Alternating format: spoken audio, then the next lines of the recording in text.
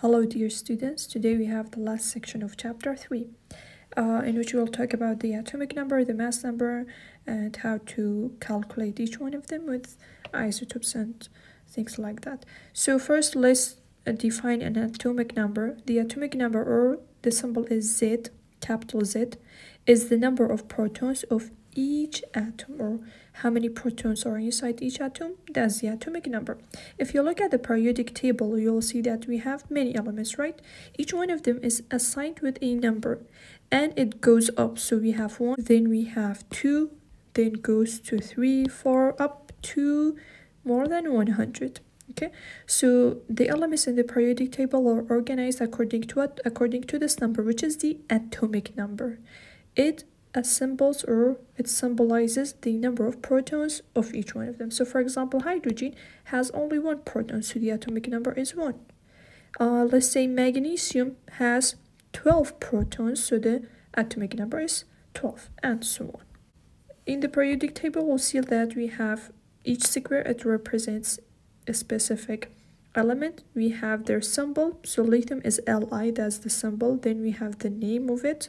Then we have 2 numbers, this number, which is with decimals, not a whole number, and we have this number. The whole number, that's the atomic number, so number of protons. It means that lithium has 3 protons. And this one is the atomic mass. Later on, we'll talk about the atomic mass. Isotopes, what do you mean by isotopes? Isotopes are the same element, but they have different number of neutrons, or to be specific, different mass numbers. So for example, hydrogen, it has 3 isotopes.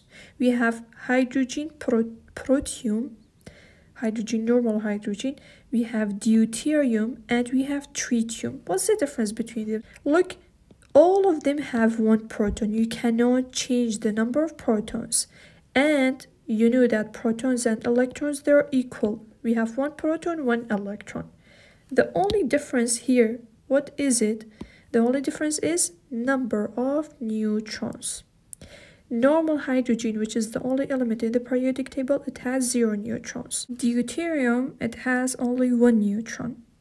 And tritium, it has 2 neutrons. So if you calculate the mass number for each one of them, you add up the number of protons and neutrons. They will have different mass numbers, right? So this one, the mass number will be 1. So 1 plus 0 is 1. The mass number of deuterium is 2. Tritium is 3. Meaning that protium, deuterium, and tritium, all of them are isotopes. So we have 2 conditions. They should have the same atomic number, and they should have different mass numbers, meaning the number of neutrons. Then we can call them as isotopes. So the mass number, in order to identify an isotope, you need 2 things, as we said. The name or the atomic number of the element, so the number of protons, and the mass number of the isotopes, meaning the number of neutrons, because you already know that protons and electrons are equal. The mass number, what is it? How do you calculate it? As we said, number of protons plus neutrons. Okay, so atomic number, just protons. Mass number, protons and neutrons, you add them up, as it is mentioned in this table. How do you identify isotopes? How do you write them down? How would you know if you have isotopes or not? We have 2 methods. We have method number 1, in which we call it the hyphen notation. We have this hyphen thing. That's why we call it hyphen. Number 2, the nuclear symbol method. So number 1, the hyphen notation. What do? We have a name, the name of the element. We have the hyphen, this symbol, and a number, which is the mass number, not the atomic number, the mass number in this case. For example, if I say hydrogen with a hyphen /3, meaning we have hydrogen, the mass number of this hydrogen is 3. So this is an isotope, which is tritium, as it is mentioned in this table. Uranium /235, again, name, hyphen, and a number. Method number 2, we need 2 things. We have the symbol. Instead of the name, we have a symbol, but we have 2 numbers. We have the mass number up and atomic number down.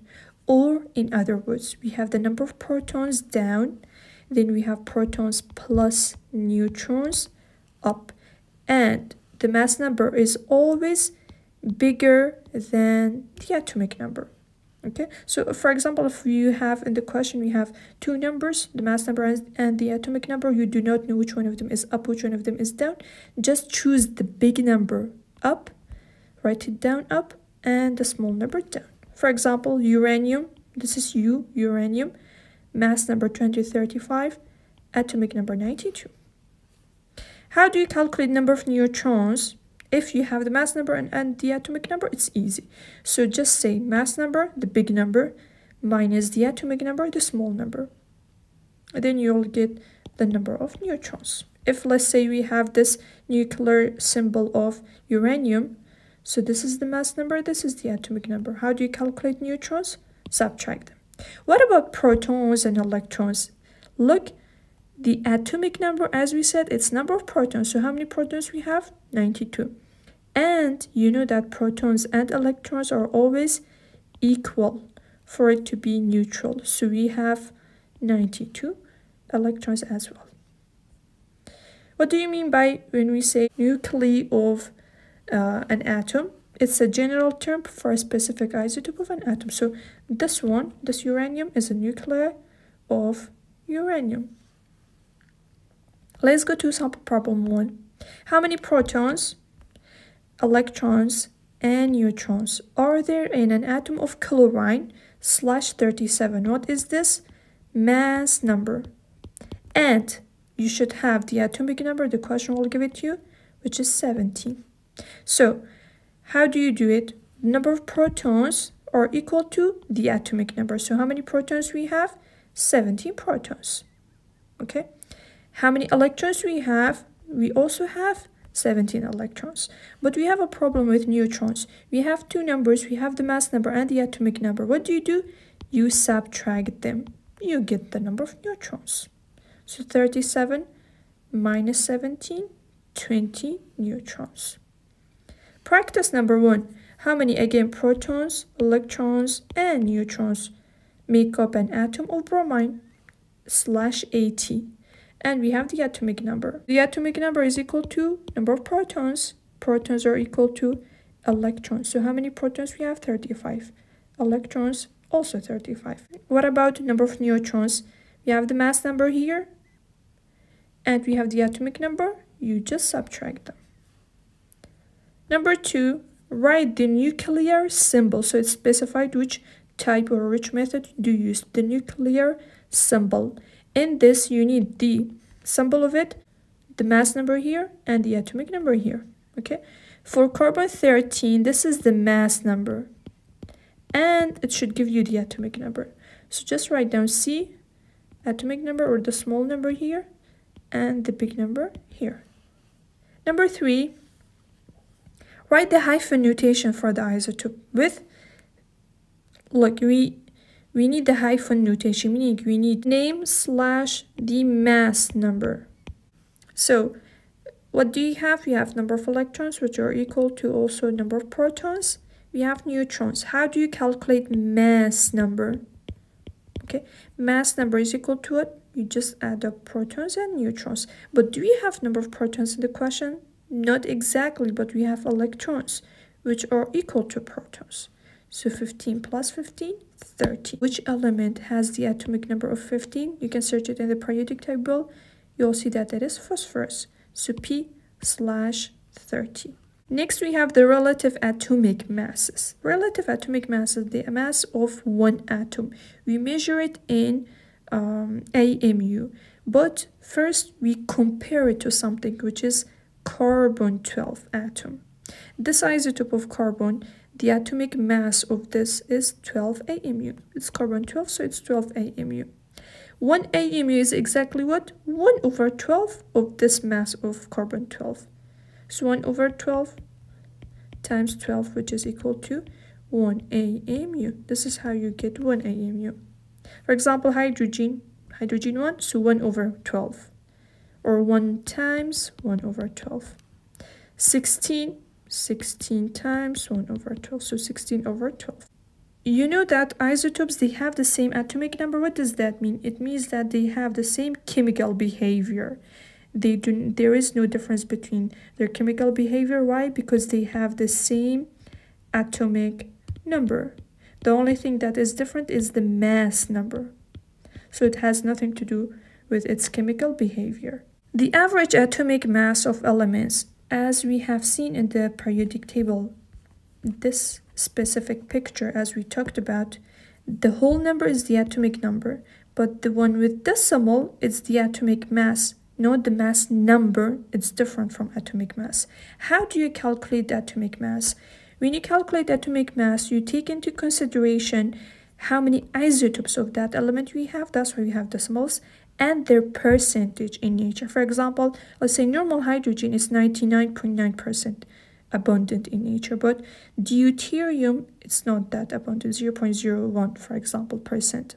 So you take into consideration their mass and the percentage of each isotope. For example, let's say we have marbles, we have red and we have yellow.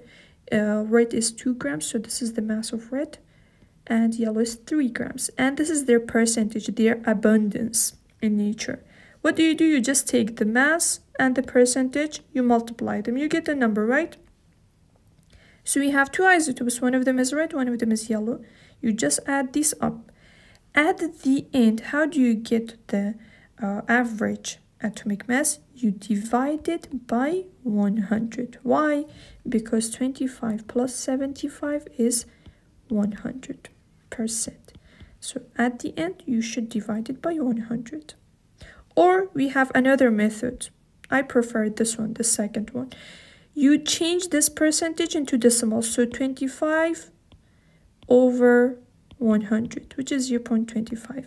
And 75 over 100, 0.75. Then you just multiply it by their mass. Red was 2, so 2 times 0.25. And yellow was 3, so 3 times 0.75. And look, you get the same answer. So it's up to you which one to use. The average atomic mass, it depends on 2 things. Number 1, the mass of the element.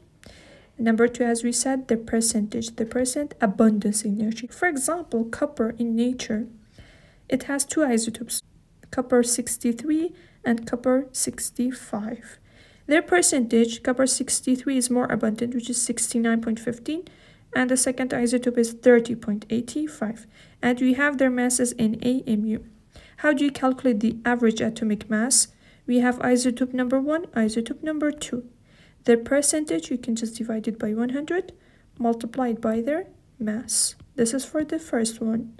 The second one as well, divided by 100, the percentage, multiplied by the mass. This is for the second one. Then you just add them up without dividing it by 100 because you already divided it, the percentage by 100.